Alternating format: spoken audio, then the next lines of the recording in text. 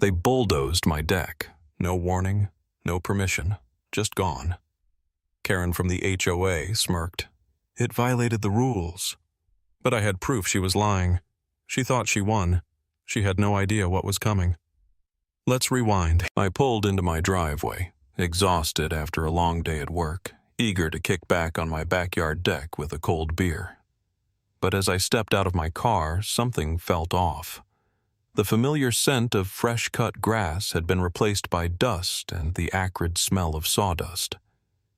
Then I saw it. Or rather, I didn't see it. My deck was gone, completely. Not a plank, not a railing, not even a nail was left behind. Where my beautiful wooden deck once stood, a space where I grilled burgers on weekends, watched the sunset with a drink, and spent countless hours unwinding, there was now only dirt, shattered wood, and deep tire tracks from heavy machinery. My fence was dented, and a section of my lawn had been completely destroyed by what looked like a bulldozer. Who the hell did this? My heart pounded as I stormed toward my back door, only to spot a bright orange notice fluttering in the wind, taped to the glass. HOA Notice of Compliance Action. I ripped the paper off the door and read, Your unauthorized deck was deemed non-compliant with community aesthetic standards. As per HOA regulations, unapproved structures are subject to removal at the homeowner's expense. Unauthorized? Unapproved? I had lived here for 5 years. The deck had been approved by the HOA board 2 years ago. I had permits, receipts, and official approval documents. But now it was gone. No warnings, no emails, no letters. Just total destruction. I clenched my jaw so hard my teeth ached. And then, like the final nail in the coffin, my neighbor Mrs. Garcia peeked over the fence. Her eyes were wide with worry. "Oh, honey," she whispered, "they tore it down this morning. Karen was there. She was smirking the whole time." Karen Patterson, the HOA president. Of course, this wasn't about compliance. This was personal. I took a deep breath, trying to stop my hands from shaking. They thought they could bulldoze my property and get away with it? They were about to regret ever messing with me. I woke up the next morning with a mission. They thought they could bulldoze my deck and get away with it? Not a chance. I spent hours digging through HOA bylaws, property records, and my emails with the board. The deeper I went, the angrier I got. My deck was 100% legal. I'd gotten written approval from the HOA 2 years ago. I had the permits, the signatures, the board's stamp of approval. And according to their own bylaws, any modification or removal of a structure required at least 3 formal violation notices, a chance for the homeowner to appeal, a majority board vote. Karen had ignored all of it. This wasn't an accident. It was a power move. Confronting the Queen of HOA. I stormed into the HOA office, my folder of evidence tucked under my arm. The office smelled like cheap coffee and stale air, and behind the desk, looking as smug as ever, was Karen Patterson. Karen, mid-50s, overprocessed blonde hair, a permanent scowl, and a wardrobe that screamed, "I think I'm better than you." She was sipping from a tacky HOA boss lady mug, like she hadn't just illegally destroyed my property. I dropped the folder onto her desk with a loud thud. "You destroyed my deck illegally?" Karen barely looked up. She didn't even flinch. "Your deck was non-compliant," she said flatly, flipping through some paperwork like I wasn't standing right in front of her. "We had every right to remove it." I laughed, actually laughed. "Non-compliant? It was approved by the board. I have the documents. You had no right." I yanked out my copies of the HOA approval, signed and dated, and shoved them toward her. "Explain this." Karen took another slow sip of coffee. The board recently updated the community aesthetic guidelines. Any structures that do not conform to the harmonious neighborhood image must be removed. I narrowed my eyes. And when exactly was that rule passed? Her lips twitched in a smirk. 3 weeks ago. 3 weeks ago. My deck had stood for 2 years without issue. They changed the rules specifically to justify tearing it down. Funny, I said, my voice dangerously calm. I don't remember getting any notice about that. Karen shrugged. We're not obligated to notify every homeowner personally. The new rules were voted on at last month's board meeting, which I wasn't informed about. It was posted in the HOA newsletter, she said, waving a manicured hand. I clenched my jaw. Nobody reads those useless newsletters.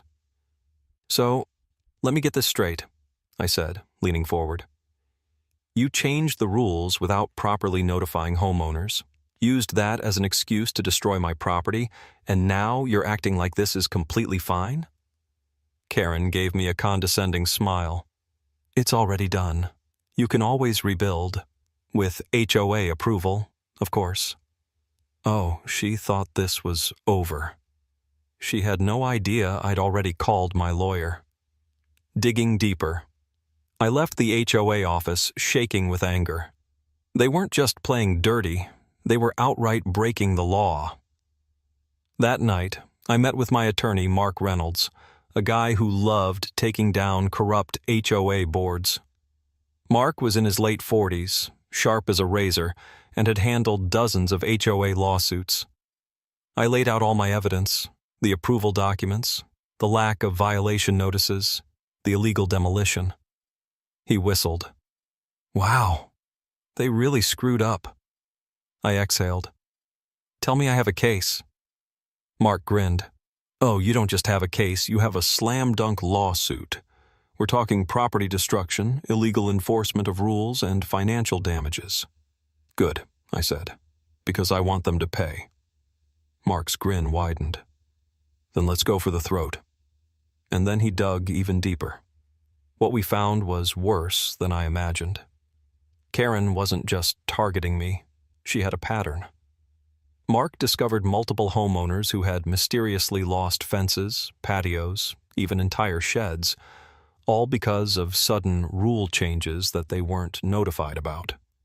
And then the real bombshell dropped. Karen had been using HOA funds to hire contractors, without board approval. She was personally overseeing demolitions, signing contracts, and funneling HOA money into private accounts. I sat back, stunned. So she's not just a control freak, she's committing fraud. Mark nodded. And when the court sees this, she's going down. The trap is set. The next morning, I did something that would make Karen's blood run cold. I filed the lawsuit, not just against the HOA, against her personally. By the afternoon, the entire neighborhood was buzzing. People were stopping me on the sidewalk, whispering about how Karen had finally pushed too far. Then I got a text from my neighbor, Mrs. Garcia. Karen is freaking out. She just found out about the lawsuit. She's trying to call an emergency board meeting. I smiled to myself. Good. Karen thought she could bulldoze my property and walk away untouched? She had no idea that I had just pulled the rug out from under her. And the best part? She hadn't even seen the worst of it yet. The moment Karen found out about the lawsuit, all hell broke loose. She called an emergency HOA meeting that night, probably thinking she could rally support and crush me before this ever saw a courtroom. She had no idea I was 2 steps ahead. The HOA meeting meltdown. I walked into the community center like I owned the place. The room was packed, homeowners whispering, exchanging uneasy glances. They knew something big was happening. At the front of the room, Karen stood at the podium, her usual air of superiority cracking. Her over-processed blonde hair was frizzed from stress, and her lips were pursed so tight they could snap. The moment she saw me, her nostrils flared. "This meeting is for board members only," she snapped. I smiled. Funny, that's not what the bylaws say. Murmurs rippled through the crowd. Homeowners started flipping through their copies of the HOA guidelines. Karen had run this place like a dictatorship for so long she forgot the rules applied to her too. Before she could respond, my lawyer, Mark, walked in. You could hear a pin drop. Mark strode right up to the front, slapped a thick folder of legal documents onto the table and said, "Karen, you and the HOA are being sued for illegal property destruction, fraud, and misuse of funds." The room erupted. Karen's face went sheet white. "That's ridiculous," she stammered. "This is slander, defamation. You can't—" "Oh, I can," Mark cut in smoothly. "And I have evidence, a lot of it." Then he started listing off every shady move she had pulled. Falsified HOA violation notices, illegally hired contractors, destroyed private property without due process, unauthorized use of HOA funds. As he spoke, I watched the board members' faces shift from annoyance to panic. Karen had gone rogue, and they knew they'd be dragged down with her. The HOA board turns on Karen.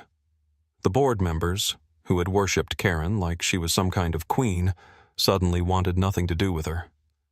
"This is absurd," one of them muttered. "We never approved any of this." Another member, an older man named Frank, folded his arms. "Karen, did you really use HOA money for this?"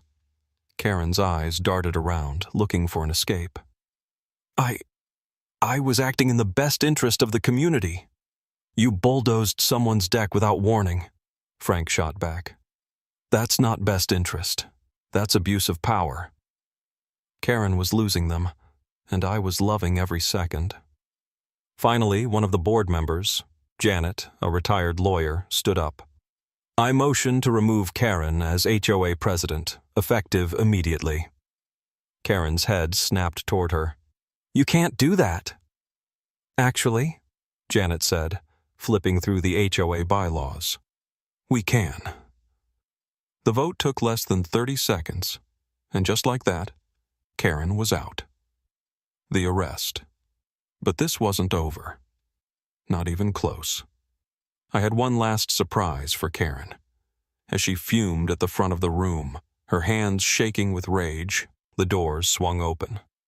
2 uniformed police officers walked in. Karen's face froze. "Karen Patterson?" one of them said, pulling out a notepad. "We need to speak with you regarding an investigation into financial misconduct and property damage." A collective gasp swept through the room. Karen's mouth flapped open. You can't be serious." One of the officers sighed. "Ma'am, we have multiple reports of unauthorized use of HOA funds and destruction of private property. You're going to need to come with us." Karen lost it. "This is a setup!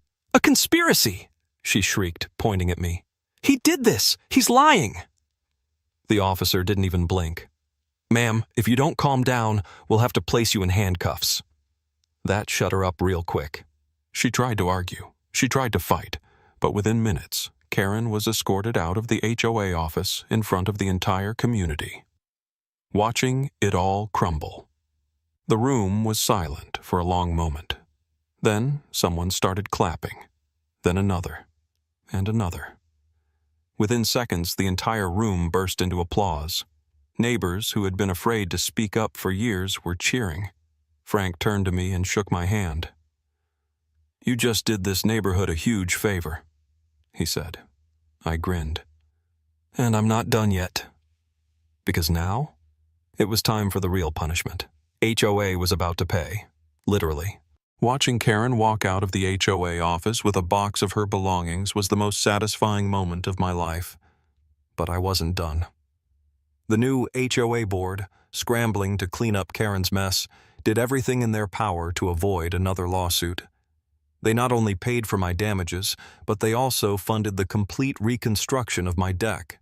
Bigger, better, and more expensive than before. And the best part? They were forced to rewrite HOA policies, limiting their power over homeowners' private property. As for Karen, she sold her house and left the neighborhood in disgrace. And me? I sat on my brand new deck, beer in hand, enjoying the sunset. Justice had been served.